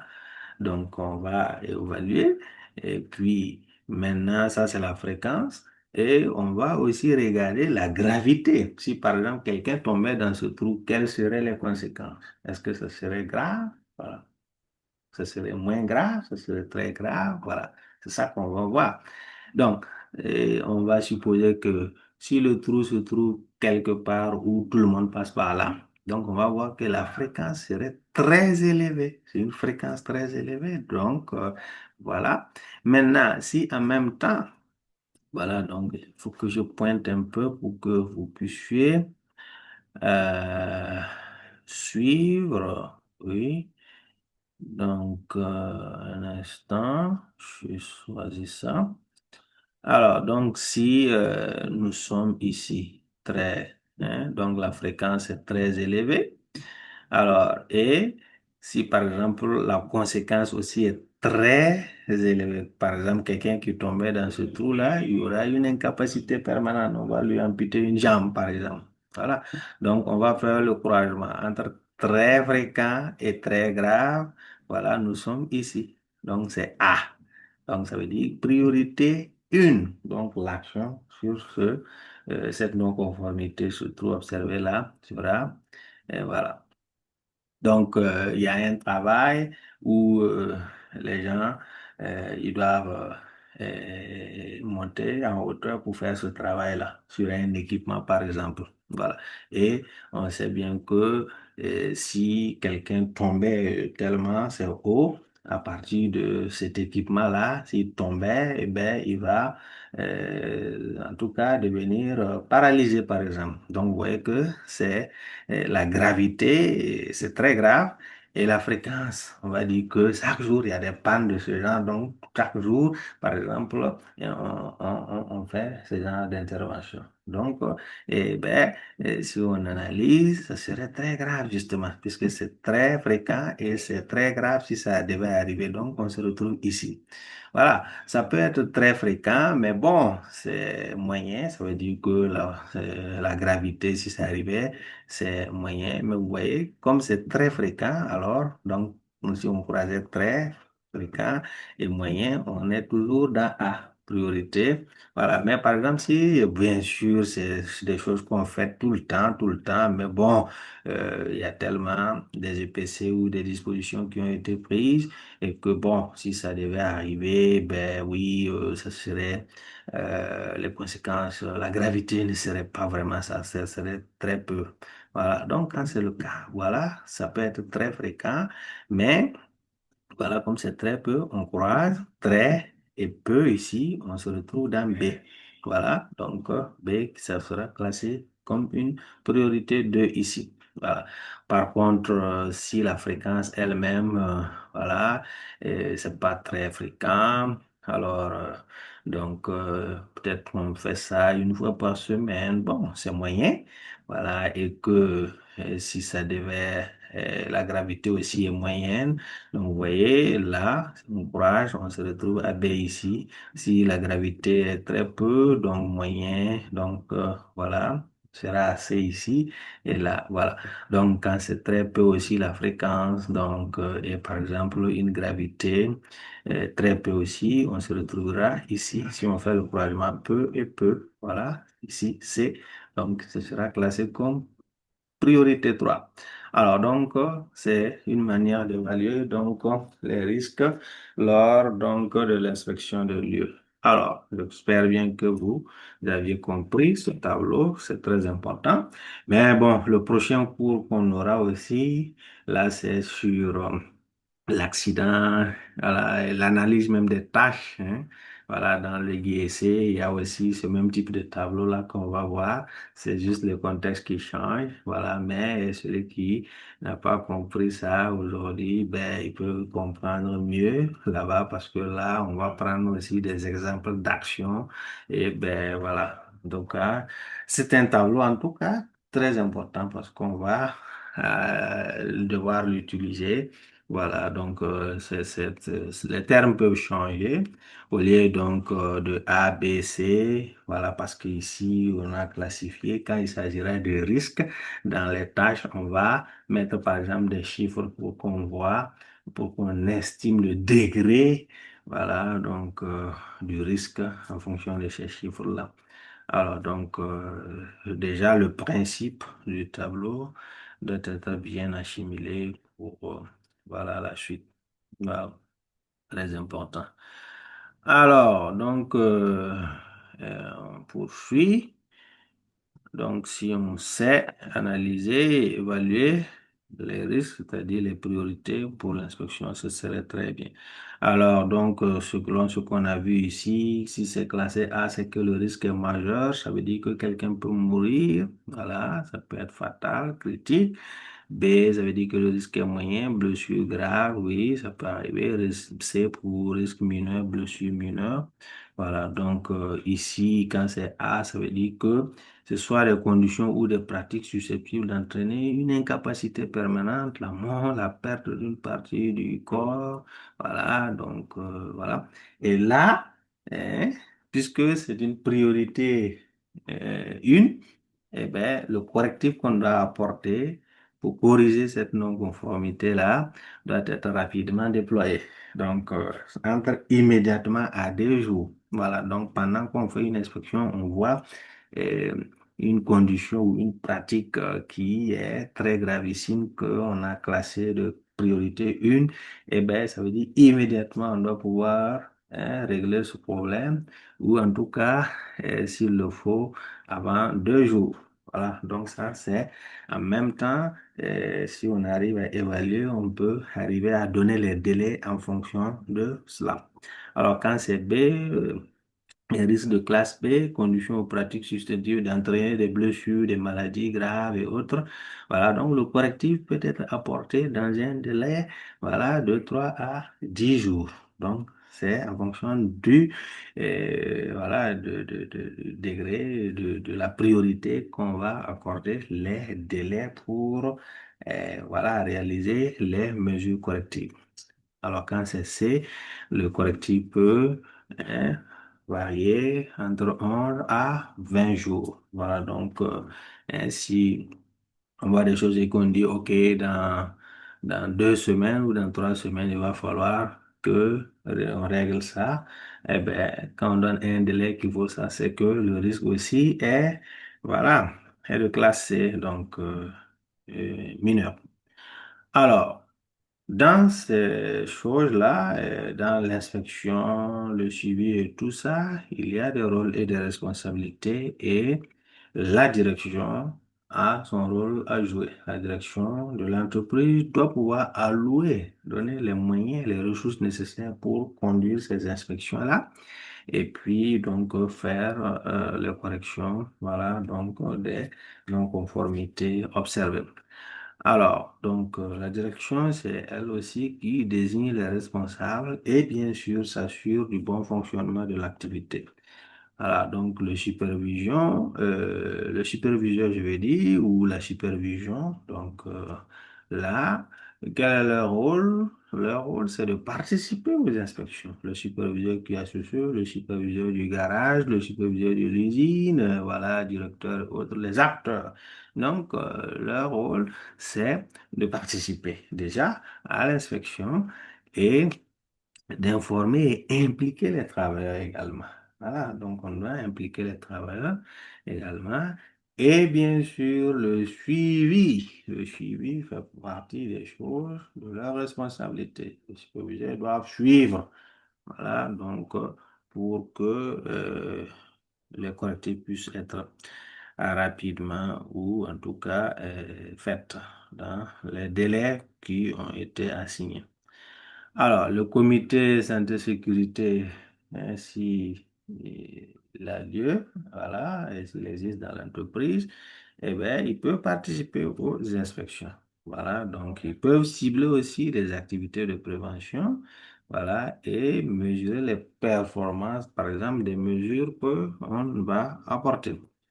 Le travailleur aussi est amené à participer non seulement à l'inspection, et par exemple, si on dit que il y a un trou, il faut le boucher, et il y a euh, un problème, des choses qui roulent ici, il faut mettre une grille, eh bien, qui va mettre en place la mesure? C'est le travailleur. Voilà, donc il met en place les mesures correctives et bien sûr, il doit être proactif pour que les choses soient plus efficaces.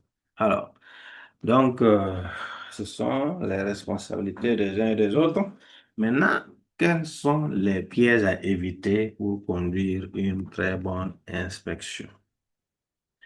Alors, pour une très bonne inspection, il faut éviter certaines choses comme ne pas établir clairement le rôle et les responsabilités des intervenants. Voilà. Donc, chacun doit connaître son rôle à jouer. Là, c'est clair, c'est bien. Ne pas faire le suivi. Donc, on fait une inspection, on fait un rapport et on ne fait pas le suivi. Eh bien, écoutez, là, ça ne sert pas du tout à quelque chose parce que rien ne sera fait sur le terrain. Voilà. Donc, l'importance n'est pas de faire les inspections, mais c'est surtout de suivre et de s'assurer que voilà, les choses vont être corrigées.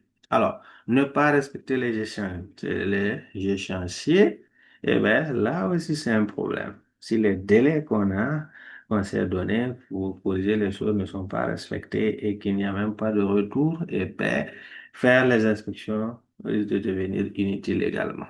Voilà. Tolérer les problèmes récurrents. Hein? On a vu ça fait quelques inspections qu'on fait, la même chose, c'est ça qu'on vient encore noter, donc rien n'est fait, donc hein, des problèmes qui reviennent, qui se répètent, et puis bon, si on les tolère, on dit voilà encore, on va donner 2 semaines, eh bien écoutez, en ce moment, eh bien, si faire l'inspection devient juste un exercice qu'on doit donc accomplir, eh bien, ça ne sert pas à grand-chose. C'est censé être l'un des leviers donc de la prévention, de pouvoir détecter les choses avant qu'un problème n'arrive et de faire corriger. Mais si on ne le fait pas comme ça, eh bien, ça ne sert à rien. Ne pas allouer les ressources nécessaires ou suffisantes, là, comme vous pouvez le voir, ça s'adresse à la direction qui doit s'assurer que tous les moyens pour conduire ces inspections-là sont là. L'inaction, hein, en attendant la solution. Voilà, à ce niveau aussi, c'est très important. Alors, on peut détecter une non-conformité. Maintenant, le correctif, voilà, demande un certain nombre de moyens ou on doit commander un équipement qui doit venir pour qu'on puisse corriger, ou voilà, des choses comme ça. Vous voyez, ça peut prendre du temps, ça peut. Voilà. Alors, mais en attendant, qu'est-ce qui est fait? Il doit y avoir une mesure temporaire qui est là. Voilà, il s'agit d'un danger truc qu'on doit corriger ou bien qui demande qu'une machine soit. Et en attendant, peut-être qu'il faut barricader, peut-être qu'il faut interdire l'accès, peut-être qu'il faut dévier, peut-être que. Voilà, il y a des mesures temporaires qui doivent être faites. Si on ne fait rien en attendant la solution, eh ben voilà, ça c'est grave. C'est encore plus grave comme, voilà, parce que l'inspection l'a démontré, on a vu qu'il y a un problème, il y a un risque réel. Maintenant, on n'a rien fait.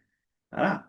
Si on n'avait même pas vu que quelque chose arrivait, eh ben voilà. Maintenant, on a vu, on a détecté un truc et malgré tout ça, un accident arrive et c'est lié à ça, alors qu'on a vu. Voilà. Donc, on ne peut pas se permettre de ne pas agir parce qu'on attend une solution. Donc, même si ce sont des mesures temporaires, voilà, ou alors on n'utilise pas l'équipement avant que, voilà, ou alors personne ne va dans cette zone avant que, voilà, voilà. En tout cas, il faut des mesures. Voilà, on ne peut pas ne rien faire en attendant une solution quelconque. Voilà, c'est très important. Alors, pour conclure, ben, il faut savoir que faire des inspections, c'est agir dans la prévention, comme on l'a dit.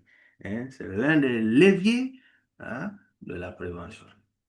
Donc, les inspections. Puisque ça permet de détecter des non-conformités, des situations à risque et autres qu'on doit corriger avant que le danger ne frappe. Voilà, avant qu'un accident n'arrive. Voilà. Donc, c'est très important. Alors, évidemment, on l'a vu, ça ne s'improvise pas, ça se prépare. Parce que, ben, si c'est mal fait, on ne verra pas les choses importantes qu'on doit faire. Et là, c'est comme si on avait des problèmes et qu'on passait le temps à caresser nos problèmes. Donc, on ne les résout pas. Voilà. Et là, ça ne sert pas. Alors, donc, l'inspection ne va pas s'improviser, ça doit se préparer pour que tout soit bien fait. Voilà. Alors, tous doivent être mis à contribution. Tout le monde doit participer. Alors, et également, on voit lors de certaines inspections, parce que les gens se retrouvent, il y a beaucoup qui pensent que c'est seulement le QSSE ou bien le superviseur ou, voilà, et puis il y a d'autres qui suivent, qui bavardent et puis qui, ça donne des causeries ou, alors non, il faut agir. Tout le monde doit pouvoir voir. On dit que plus il y a Dieu, eh bien, plus on voit mieux. Voilà. Donc, c'est qu'une personne allait faire le tour et puis ne pas voir parce que là, on est plusieurs, on doit pouvoir tout voir, on doit pouvoir tout détecter. Voilà. Et évidemment, lors des solutions également, il faut mettre tout le monde à contribution. On a des experts, des ingénieurs et autres, voilà. Donc, il y a des choses que on peut faire et puis agir rapidement pour corriger certaines choses et puis, donc, voilà. Donc, le suivi est aussi la garantie du succès. Comme je le disais, faire une inspection, faire un rapport, mettre le rapport dans un tiroir refermé, attendre la prochaine inspection pour encore aller faire le tour, eh bien, est-ce que on fait quelque chose? On ne fait absolument rien dans ces conditions. Alors, le suivi. Le suivi est la seule, c'est le seul moyen, voilà, qui peut nous permettre de garantir le succès d'une inspection. Voilà. Parce que le succès de l'inspection, ce n'est pas le fait de l'avoir fait, mais c'est le fait que, évidemment, ce qui a été détecté a été corrigé. Voilà. Donc, c'est très important. Alors, donc, retenez que l'inspection fait partie, donc, en tout cas, de la prévention, donc les moyens qu'on a en entreprise de prévenir un certain nombre de dangers et d'accidents, eh bien, doit être bien faite, doit être bien suivie pour être efficace et agir en amont. Alors, donc, on va arrêter là. Je vais peut-être partager une inspection qu'a conduit, voilà, un exemplaire, ça c'est juste un exemplaire. Voilà un exemple. Voilà donc une inspection conjointe, ça veut dire le secteur inspecté, c'était un chantier, voilà, voilà, ça ce n'est qu'un exemple. L'équipe qui a conduit, voilà, on a mis des noms ici, le chef ou le responsable du secteur inspecté, par exemple, c'était un chantier, voilà, les personnes qui ont participé, on met le nom de tout le monde, voilà, l'endroit, donc sur le chantier, on est allé ici. Et ben, qu'est-ce qu'on a observé? Qu'est-ce qu'on a observé? Voilà, donc on va décrire clairement ce qu'on a observé, faire des photos, voilà, si, et voilà, et puis les mesures correctives qu'on a suggérées, qu'est-ce qu'on a suggéré? Le niveau de risque, ici on a dit que c'est A, ça veut dire que c'est une priorité, voilà, donc la date d'échéance ici. Quand vous regardez la date d'échéance, puisque c'est une priorité, il faut tout simplement comprendre que, on l'a dit, ça doit être fait. Voilà, donc vous n'avez qu'à regarder la date qui est en haut et puis voir la date d'échéance qui est là. Donc ça veut dire que ça doit être rapidement réalisé. Alors, donc, ça c'est le lieu donné, l'endroit tel précis. Donc, voici des observations qu'on a faites et puis les mesures correctives, les priorités, les niveaux de risque classifiés A, B, voilà, les responsables. Donc, les responsables aussi, il faut voir que c'est vraiment important. C'est bien de mettre une seule personne comme responsable, voilà, qui va, voilà, et les dates clairement, les dates d'échéance clairement définies également. Voilà, donc ça, c'est très important également. Alors, donc, hein, bon, ça, c'est une inspection, les observations générales, voilà, les photos qui, hein, voilà, si vous regardez dans ces choses-là, on a mis figure 1, figure 2, voilà, figure 4. Donc, dans le rapport, on peut, voilà, mettre des photos pour illustrer, donc, ce qu'on a vu, voilà, pour que ce soit bien compris, parce que, évidemment, disons, ne dit-on pas que l'administration est une continuité, donc peut-être que, voilà, après vous, vous avez un back-to-back ou quelque chose, par exemple, qui est le correctif, vous pouvez être en repos, Et donc, d'autres personnes doivent continuer. Donc, voilà, le rapport doit être assez clair, assez précis, compréhensible pour celui qui n'a pas suivi, hein, l'inspection, celui qui n'était pas là quand il voit, qu'il comprenne de quoi il s'agit. Voilà. Donc, c'est assez clair. C'est important. Donc, on peut énumérer tout ça. Donc, là, par exemple, ça fait référence à quoi?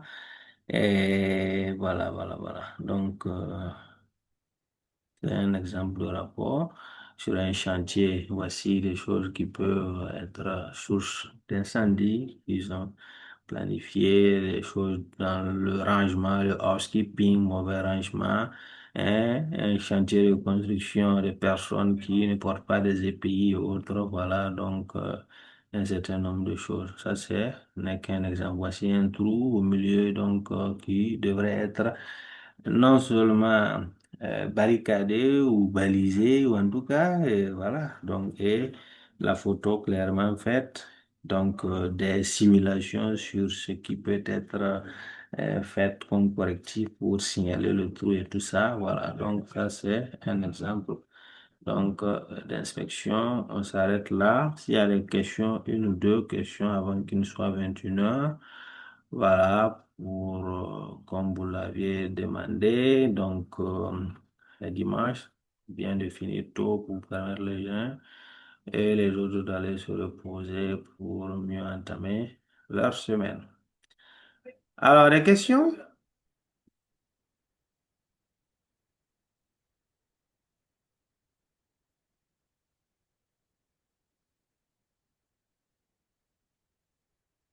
Il est trop tôt pour commencer à dormir déjà quand même.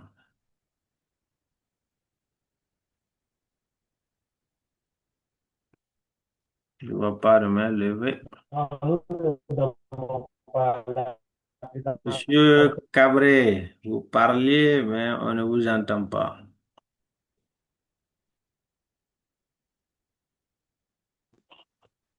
Je disais que nous ne dormons pas, mais seulement la présentation est tellement bien faite qu'on a du mal à trouver des questions. Ah, ok. S'il n'y a pas de questions, parce que c'est bien compris, eh ben, c'est ce que on souhaite justement. Voilà. Donc, si c'est bien compris, c'est l'objectif comme ça.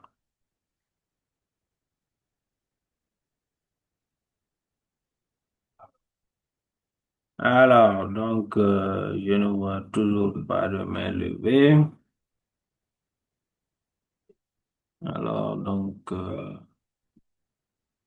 c'est bien. Donc, si tout le monde est dans la même logique que Monsieur Cabré, à savoir que c'est bien compris, c'est une bonne chose. Par contre, s'il y a des zones d'ombre, ben, c'est le moment de poser des questions, qu'on revienne sur un cas spécifique, sur une partie que vous aviez mal assimilée ou quelque chose de ce genre, pour que ça soit clairement bien expliqué parce que, comme on le dit, eh ben, vous voyez que à partir de ces instants-là, ces choses-là, ces cours-là, le deuxième mois de la formation, après cela, ça permet d'être sur le terrain. Ça, c'est pratique sur le terrain. On peut déjà faire des inspections et faire des rapports. Donc, ça, c'est, voilà, pour ceux qui veulent pratiquer déjà, aller en stage et tout ça. À partir du deuxième mois, déjà, c'est possible à travers ces modules comme ça. Quand on finit de les voir, ça doit être bien assimilé pour pouvoir être pratiqué sur le terrain. Alors, je vois deux mains qui sont levées. Monsieur Soré.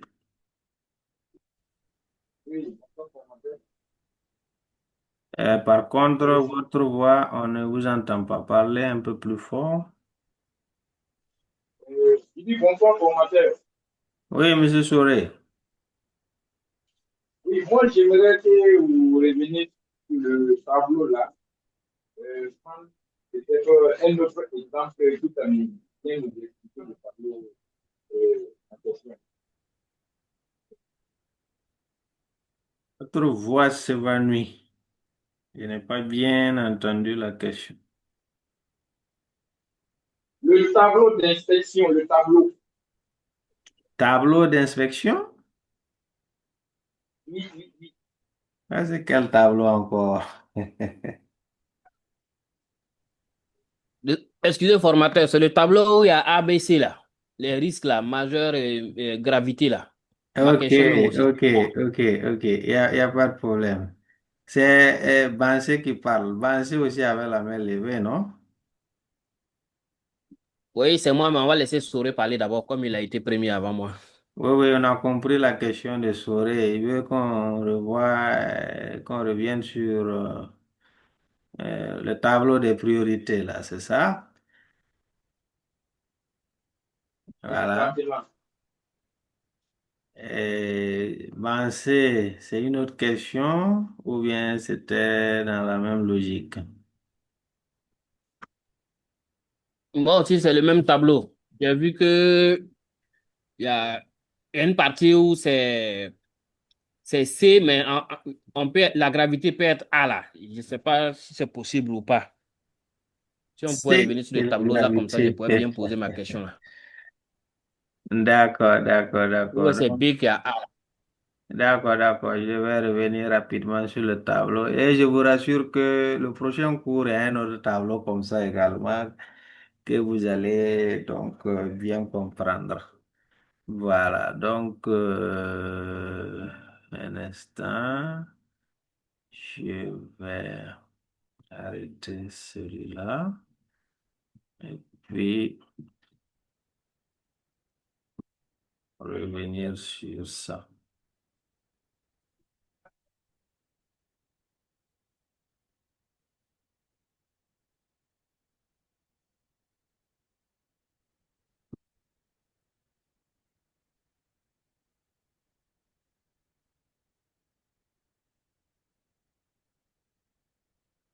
Voilà.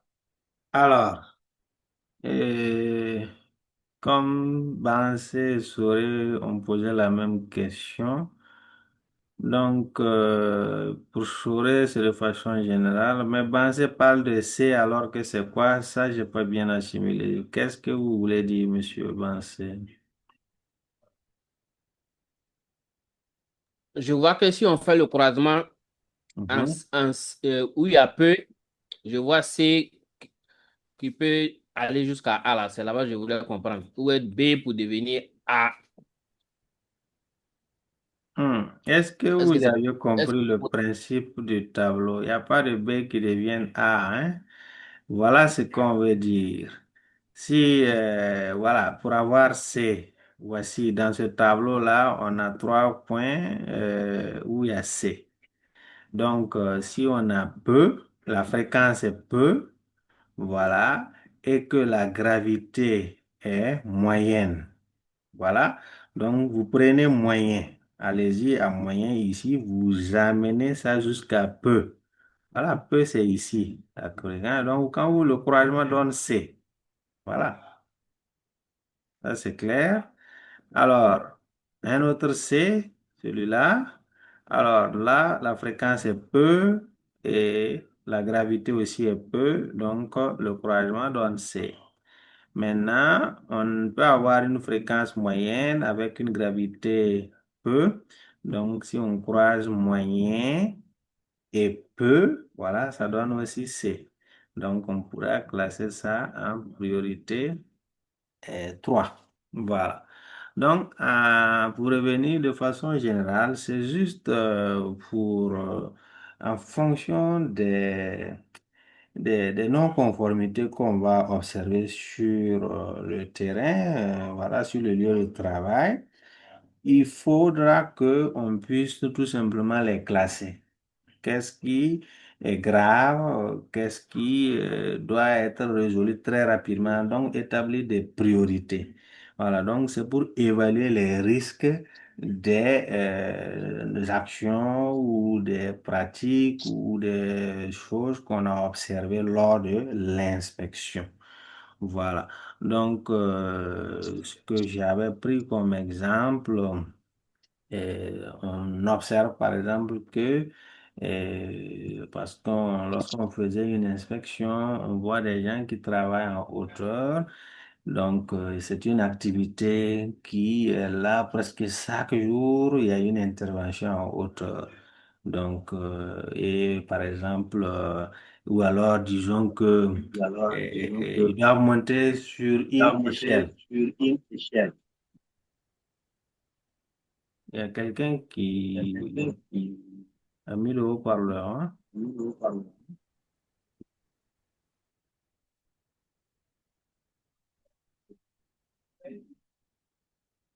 OK. Alors, donc, voilà. Euh, Voilà, travaille en hauteur et il monte par exemple sur une échelle qui est un peu défectueuse, voilà, pour atteindre ça. Tous les jours, on monte là-bas pour faire une réparation, pourtant là où on monte là, il y a un problème. Donc, vous voyez que chaque jour, quelqu'un monte. Donc, la fréquence d'exposition à ce risque-là est très élevée. Voilà, donc la fréquence sera à très élevée. Donc, ici. Maintenant, supposons que c'est très haut également. Voilà, donc ça veut dire que de cette hauteur-là, en tout cas, si quelqu'un tombe, ben, la conséquence de la chute-là va être grave. Voilà, donc c'est quelqu'un qui il risque de perdre l'usage de ses membres, par exemple. Voilà. Ou alors, si quelqu'un tombe de cette hauteur-là, eh ben, il peut en mourir. Donc, fatalité. Donc, vous voyez que la fatalité, ben, là, c'est un risque, le niveau est très élevé. Voilà, donc, hein, et voilà, donc très fréquent puisque, voilà, tous les jours, on monte là-bas. Et si ça doit arriver, ça va être très grave. Alors, donc, vous couragez donc cette colonne et cette ligne. Donc, le couragement se trouve où? Voilà, c'est ici. Donc, très et très, très fréquent, très grave.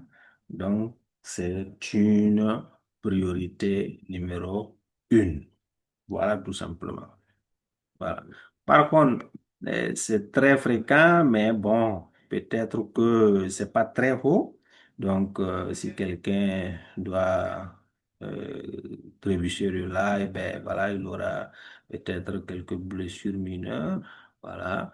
Donc, voilà. Mais le fait que euh, c'est moyen. Ici, c'est quand même une incapacité temporaire. Donc, il va se blesser, on va peut-être le soigner, il va se reposer quelques jours avant de revenir, mais il va pas mourir, par exemple. Voilà, il ne sera pas amputé. Donc, ça, quand même, ça reste encore très grave. On ne veut pas de telles blessures, blessures avec arrêt de travail pour la personne, vous voyez. Donc ça reste très grave. Donc très et puis moyen comme gravité, ça reste une priorité toujours.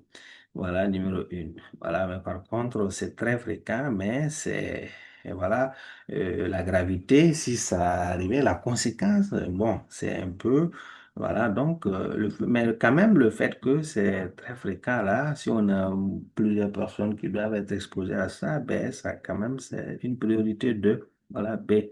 Voilà. Donc, et lorsque, par exemple, la fréquence n'est pas aussi, voilà, peut-être une fois par semaine ou peu, par exemple, dans le mois ou quand c'est rare, voilà. Donc, eh ben voilà, en ce moment, là, il suffit juste de croiser, voilà, donc peu, et puis en fonction de très grave, moyen ou peu, voilà, vous croisez seulement la colonne et la ligne et vous voyez sur quoi vous tombez. Voilà, donc ça, c'est juste le tableau des priorités. En fait, je ne veux pas dévancer le grain dans l'eau. Il y a le même type de tableau qu'on va voir au cours prochain, mais là, ça ne concerne pas une inspection ou des priorités. Là, on va carrément donner tout simplement le niveau, le degré du risque. Donc, vous allez voir sur certaines fiches de GSC, on va mettre des chiffres. Voilà, donc qui peuvent aller, par exemple, si ici on met un 2 et 3 ici, et ici on mettait un 2 et 3 ici, au lieu de très moyen, et puis si on mettait des chiffres. Donc, vous allez voir qu'en ce moment, Si c'est un fois un, ça va donner un. OK? Si c'est un fois 2, ça va donner 4 ici. Si c'est un fois 3, ça va donner 3 ici. Ça va donner plutôt des chiffres. Et ça va donner une idée. Donc, quand vous allez voir une idée du risque. Voilà, tout simplement.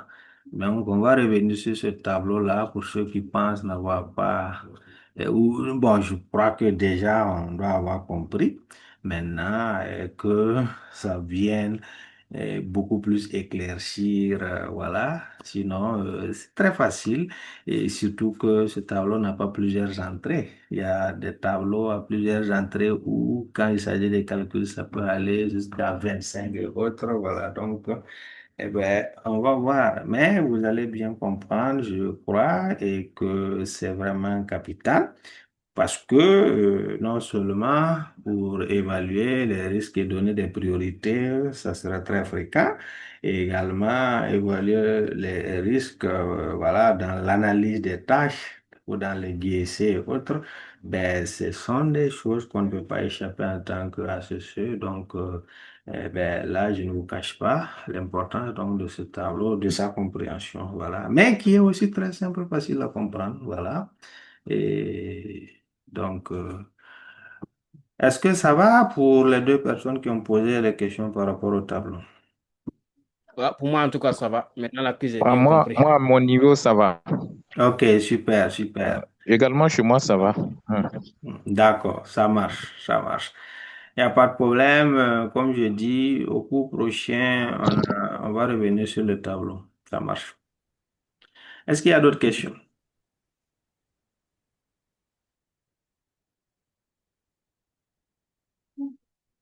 Eh bien, s'il n'y a pas d'autres questions, je crois qu'on est à 21h10. Ouais, j'ai une question. Oui, monsieur Allô? Choumet.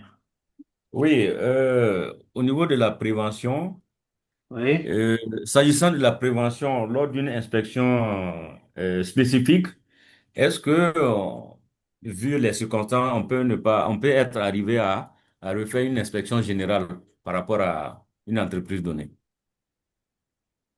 Votre question, je ne l'ai pas bien compris. Est-ce que on OK. peut faire une Bon, inspection? supposons que nous voulons faire une inspection spécifique. Oui.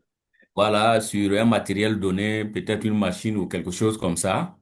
Et on prépare la fiche d'inspection. Et arrivé sur les lieux, on se rend compte que il y a plus que ça. Il faille stopper et puis faire une inspection générale. Bon, je comprends l'idée de votre question. Oui. Maintenant, c'est les mots-là qui sont peut-être un peu... voilà, parce que une inspection générale, ça suppose qu'on va faire une inspection sur tout le bâtiment, par exemple. Voilà. Oui. Oui, ça, c'est possible. Maintenant, dans le contexte ici, on avait vu que l'inspection générale est un peu, voilà, moins précise et tout ça. Mhm. Voilà, donc je comprends ce que vous voulez dire. Et là, je vous dis tout de suite que, évidemment que c'est possible. Et voilà. Et surtout, il faut noter que nous sommes dans le cadre donc, de la prévention en santé sécurité. Voilà ce qui se passe. Si vous partez pour faire une inspection précise et que vous partez, je pourrais même vous retourner la question. Vous partez pour une inspection et vous tombez sur un accident. Qu'est-ce que vous faites? Allez-vous faire votre inspection et puis oublier l'incident, l'accident parce que vous êtes là pour, comment on appelle ça, pour une inspection spécifique? Non, Non, non, non, il faut évidemment. d'abord secourir. Évidemment, ça veut dire que vous êtes allé tomber sur quelque chose de plus grave. Vous partez pour Oui. faire une inspection, voilà, et vous étiez venu voir si l'inspecteur qui est dans la salle ici est à jour, voilà, et n'a pas de problème. Et vous partez, vous trouvez une non-conformité beaucoup plus grave qui peut créer un accident fatal. Et si c'est pas pour... Eh ben, vous n'êtes pas venu pour ça, mais vous allez traiter ça. Vous allez traiter C'est ça ça. d'urgence Oui. même.